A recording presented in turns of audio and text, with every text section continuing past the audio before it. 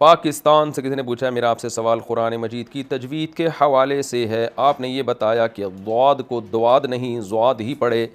मैं बस आपसे पूछना चाहती हूँ कि अगर ज़्वाद के आगे बड़ी मद है, जैसे कि सूरह फातिहा के आखिर में है, तो फिर ज़ालीन पढ़ेंगे या ज़ालीन पढ़ेंगे? हाँ, ज़ालीन पढ़ेंगे, ज़ालीन नहीं पढ़ते इसमें। अगर आप इसको दुरुस्त कर लें तो नवाजिश होगी। ज़ालीन ज़ालीन पढ़ते हैं, ज़ाल ज़ाल यानी थोड़ा सा मुंह को ना पुर करके पढ़ना पड़ता है इसमें। वाला ज़ालीन इस तरह पढ़ेंगे इसको। बाकी ये ज़्वाद है या द्वाद है, ये एक बड़ा ख़तरनाक किस्म का फड्डा रहा है। अरब में दोनों तरह से पढ़ा जाता है। द्वाद यानी ज़्वाद भी और ज़ाल के मुशाबे भी, यानी ज़ा के मुशाबे भी। तो इस पर मैं फिर कभी इंशाल्लाह डिटेल से क्लिप रिकॉर्ड करवाऊँगा। इस मसले में डर ये लगता है कि कोई राय पेश करो तो फिर एक जंग शुरू हो जाती है। तो लोग कहेंगे लो पहले ही कम झगड़े हैं हमारे और एक नया ज़्वाद का फड्डा चल गया। तो फिलहाल जो जैसे पढ़ रहा है उसको पढ़ने दें, अल्लाह सबकी कबूल करेगा इंशाअल्लाह। सल्लु अलल हबीब। लोग एक में ना बहुत ज़्यादा एक्साइटेड हो जाते हैं इन मसाइल में। इंडिया से किसी ने पूछा है, अज़ान फ़जर से 5 मिनट कबल तहज्जुद पढ़ना कैसा है?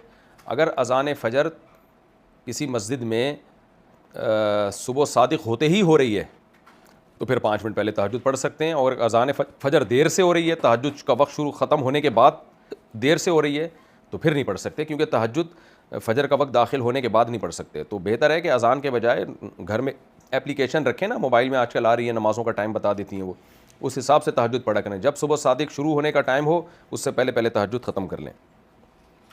मोहम्मद शम्स तबरेज़ हिंदुस्तान से, एक शौहर अपनी बीवी को 12 साल से बहुत अजियत पहुँचाता है, शराब पीकर मारता और जलील भी करता है।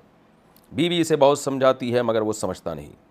इस बीच इस शौहर ने बीवी को 2 तलाक दे दी, फिर रुजू भी कर लिया। फिर कुछ दिन बाद इसने हुजूर सल्लल्लाहु अलैहि वसल्लम के बारे में नाउज़ुबिल्लाह कुछ गलत कह दिया। इसके बाद बीवी 18 महीने से अलग है। क्या इसका निकाह बाकी है या ख़त्म हो गया? बीवी इसके साथ नहीं रहना चाहती, वो लड़की मुझसे निकाह करना चाहती है।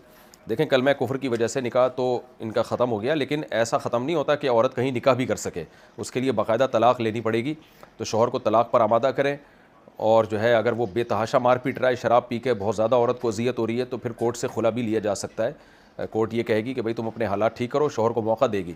बीवी को रखो प्रॉपर तरीके से, नहीं रख सकते तो इसको छोड़ो। अगर वो नहीं छोड़ता तो फिर ज़रब अगर शदीद नौइयत की है तो उसको ज़्यादा यानी अजियत हो रही है उसके इस अमल से, तो वो फिर आपको वहाँ के अपने जो पूरे जो हिंदुस्तान में जो उलमा कराम है ना, उनसे आप पूछ लें, वो पूरी आपको डिटेल बता देंगे। क्योंकि पर्सनल मामलात में दोनों तरफ के बयान सुने बगैर फ़ैसला नहीं किया जा सकता।